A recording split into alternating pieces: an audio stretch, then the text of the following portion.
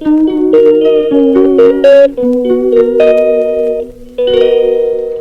Back to my YouTube channel Alka blog में आप सबका स्वागत है। आई होप आप सब बहुत बढ़िया होंगे, मस्त होंगे और स्वस्थ होंगे।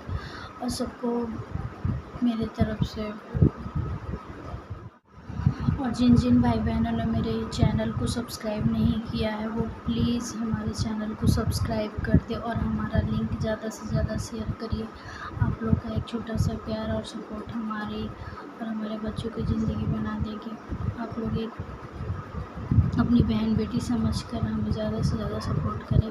आप लोग के सपोर्ट से ही मैं यहाँ तक आई हूँ और मुझे बहुत आगे जाना है और बच्चों के भविष्य उज्जवल बनाने के लिए हमें बहुत मेहनत करना है और बहुत कुछ करना है। माँ पापा दोनों का फ़र्ज़ हमें निभाना है।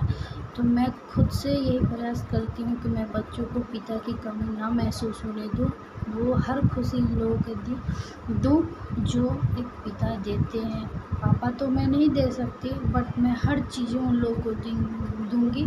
मैं कोई भी चीज़ों में कंप्रोमाइज़ नहीं करना चाहती अपने बच्चों को। पिता नहीं है तो तुम्हें ये चीज़ें नहीं दे पाऊँगी मैं हर वो चीज़ दूँगी। शिक्षा, खाना पीना, कपड़े जो भी थे ना हमारे बच्चों के पहले की परवरिश में, वही चीज़ें मैं उन लोगों को जब तक हमारी सांसें रहेंगी तब तक मैं करना चाहती हूँ। आप लोग समझ सकते हो कि एक माँ अपने बाल बच्चों के लिए कितनी भी मेहनत करनी पड़े, कड़ी धूप में ही क्यों ना उसे काम करना पड़े, वो करने के लिए रेडी रहती है, क्योंकि उसका अपना औलाद से बढ़कर दुनिया में कोई चीज़ नहीं होती है।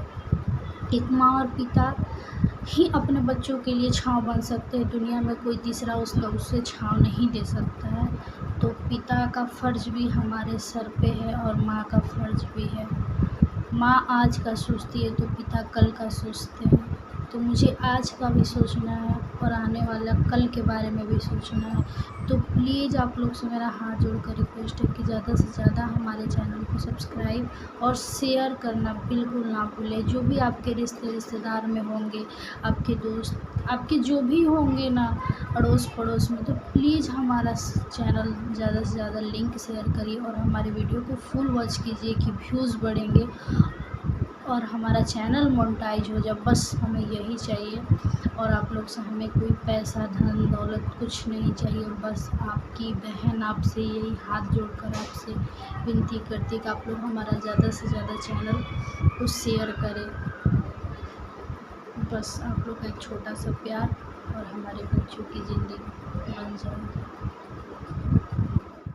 हाँ, तो मैंने पिछले वीडियो में बताया था कि रिपोर्ट आने के बाद रिएक्शन कुछ ऐसा था कि मम्मी भी घबरा गई और पापा भी घबरा गए। डॉक्टर ने हमसे तो रिपोर्ट के बारे में नहीं बातें बताई, क्योंकि डॉक्टर को कहीं ना कहीं ये चीज़ का भी डर था कि पत्नी तो वही पत्नी होती है, जानते ही घबरा जाएगी।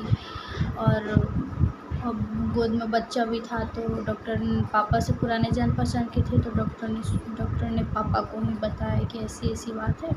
और मतलब लगभग जो होता है ना किडनी, लीवर, ये दोनों चीज़ें डैमेज हो चुकी थी।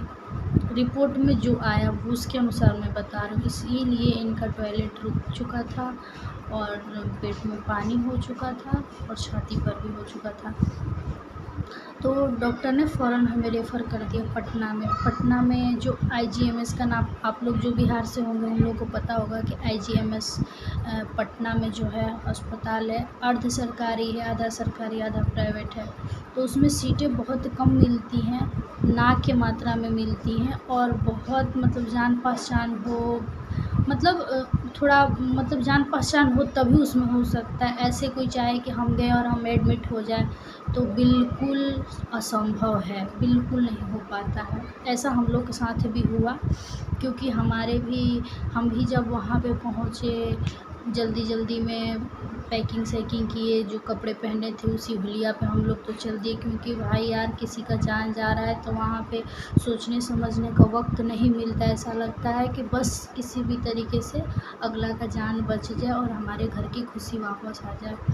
तो वो सिचुएशन हमारे लिए ऐसा था कि सूझबूझ का टाइम नहीं था कि हम लोग सोचे समझे कुछ भी करें। बस यूँ जैसे थे वैसे बच्चे को उठाया गोद में। बच्चा ना हमारा सुबह से खाया पिया भी नहीं था, बस थोड़ा सा दूध वगैरह पिया था और बस मैंने छोटे वाले बेटे को लिया गोद में और मैं यूँ निकल गई। मम्मी, पापा, मैं, मेरा भाई और मेरे जीजू, ये हम 4 जने चले गए। फिर पीछे से हमारे जेठ, सास और उनके एक लड़के सेकंड वाले और एक गांव के, हमारे ससुराल गांव के एक मतलब बगल के ही एक जेंट्स थे, वो गए थे। ये लोग भी पीछे से पहुँचे वहाँ पर। लगभग हम लोग यहाँ से 11 बजे निकले थे, सुबह की 11 बजे, और हमें वहाँ IGMS में पहुँचते नहीं भी तो हमारा 2 ढाई बज चुका था, 2:30 बज चुका था। 2:30 बजे पहुँचने के बाद IGMS इतना बड़ा है दोस्तों, इतना बड़ा है कि मेन गेट से अंदर जाने में तो आधा घंटा से 45 मिनट लग ही जाता है। और इतनी भीड़ हुई थी, वो तो ऑलरेडी उसमें इतनी भीड़ होती है और इतना बड़ा वो संस्था है कि मत पूछिए। मतलब गाड़ी से जाने में इतना टाइम लगता है, अंदर तक पहुंचने में इमरजेंसी वार्ड में। फिर हम लोग ने वहाँ पहुँचा तो फिर हमारे ससुराल के भी जो हमारे जेठ थे और सासू माँ थी, वो लोग भी पहुँचे पीछे से। वो लोग भी पहुँचा। वहाँ जाने के बाद हम लोगों ने इनको बैठा रखा था। एक सीट नॉर्मली सीट मिली थी जो हम लोग ने बैठा रखा, तो उसके बाद नंबर लग रहा था, लेकिन नंबर मिलने का कोई चांस ही नहीं था। डायरेक्ट ये बोला जा रहा था कि नंबर नहीं लगेगा। तो इसमें मतलब एक वहाँ थे तो उन्होंने बोला कि इसमें तो जान पहचान रहेगा तभी आपका नंबर लग सकता है, सीट मिल सकता है, बाकी तो बहुत मतलब मुश्किल है यहाँ पर सीट मिलना आपको। तो फिर हमारा जो भाई है, मेरा अपना भाई है, जो वो पप्पू यादव का आप लोग नाम सुनेंगे, पप्पू यादव नेता है, तो उन्होंने उनसे हमारा भाई का अच्छा खासा मेल मिलाप है, राजनीतिक में रहता है, उन्हीं के साथ उनका छात्र नेता है। तो हमारा भाई ने उनसे कांटेक्ट किया और उनसे बातें की और उनसे बोला कि मतलब ऐसी ऐसी बात, हम लोग IGMS में हैं और हमें सीट नहीं मिल रही है। तो उन्होंने अपने क्या बोलते हैं उसको, उनका कोई जान पहचान का था, तो उससे वो बातें किए कॉन्फ्रेंस में और फिर उसको बोले कि मतलब ये लड़का गया है और इसके मतलब पेशेंट भी है और इसकी फैमिली भी है, आप इन लोग को एक सीट दिलवा। और वहाँ से उन्होंने कॉल करके बोल दिया। फिर हम लोग को सीट अभी नहीं मिला था, बातें चल रही थी, सीट मिलने का डिस्कस हो रहा था। इतना ही दौर में करीब हम लोग का 6 बज चुका था, शाम 6 बजा। तो हमारे जेठ जी क्या बोल रहे हैं कि मतलब होता है ना कि भाई के पास आए हैं, भाई बीमार है, इमरजेंसी वार्ड में भर्ती होने वाला है, अभी बैठा है, तो चलो उसे कुछ बातें कर ले, कुछ पूछ ले। माँ है तो कुछ पूछ ले, कुछ भी नहीं। माँ को तो छोड़िए, माँ तो बुजुर्ग हैं, उनको तो मतलब अब क्या ही बताया, उनके बारे में हम कुछ नहीं बोल सकते हैं, वो बुजुर्ग हैं, उनका दिमाग ही इतना है तो रहने देते हैं। बाकी आप तो एक बड़े भाई थे, बड़ा भाई और बड़ा पिता दो नहीं होता है, बड़ा भाई और पिता एक समान होता है हम लोग के नज़र में। लेकिन फिर भी आप वहाँ गए, एक बार भी नहीं पूछे कि हाँ क्या हुआ, कैसे हुआ, नहीं हुआ, या फिर चलो हम लोग हैं ना, अब तो जो हो गया सो हो गया। लेकिन एक होता है ना उसको तसल्ली देना कि हाँ चलो कोई बात नहीं, घबराना नहीं है, तुम ठीक हो जाओगे, हम लोग हैं ना, सब कुछ होने नहीं देंगे। ये चीज़ें होती है ना, बिल्कुल ऐसी कोई रिस्पॉन्सिबिलिटी नहीं इन्होंने दी उनको, नहीं कुछ बातें की, बस ऐसे होता है ना नॉर्मली कि हाँ आए हैं, बस देख लिए, हो गया, अपना फ़र्ज़ पूरा कर दिए, हो गया। और 6 बजा ना, बस ये लोग वहाँ से रवाना हो गए घर के लिए। आप लोग कमेंट में ज़रूर बताइएगा कि क्या अगर हमारे हस्बैंड की जगह इनके खुद का बेटा बीमार होता तो क्या ये बिन सीट मिले ही छोड़कर आ जाते अस्पताल में? किस पर छोड़कर आए थे? हम पर, हमारे छोटे बेटे पर, या हमारे पिताजी पर, या हमारे भाई पर, या हमारे जीजा जी पर? किस पर? ये लोग तो ससुराल पक्ष के थे, आप तो अपने सगे भाई थे ना, आपको ना वहाँ रुकना चाहिए था। लेकिन आप सीट मिला भी नहीं है, सीट कंफर्म हुआ भी नहीं है और ये लोग वापस आ गए। क्या कि हमें ना रात हो जाएगा घर जाने में। अरे भाई रात हो जाएगा, किसी का जान जा रहा है और तुम्हें घर की पड़ी है। आप लोग बता सकते हो कि हमारी फैमिली कैसी है। सिर्फ देखने से सबको लगता है कि हम बहुत खुश हैं, ये है, बहुत सारी बातें हैं, बहुत डेंजर बातें अभी जो धीरे धीरे खुलने वाली है।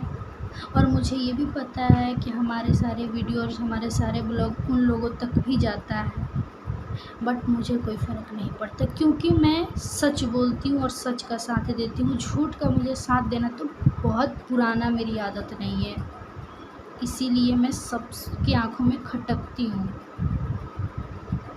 आप लोग प्लीज़ हमें कमेंट में बताइएगा कि क्या इन लोगों ने सही किया था। बिन सीट मिले ही ये लोग वापस घर आ गए थे छोड़कर, और हम लोग को सीट मिली थी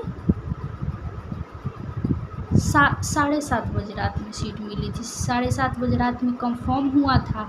20 मिनट के बाद हम लोग इमरजेंसी वार्ड में अपने सीट पर गए थे इनको लेकर, तब इनको वो सीट मिला था। 8 बज रहा था।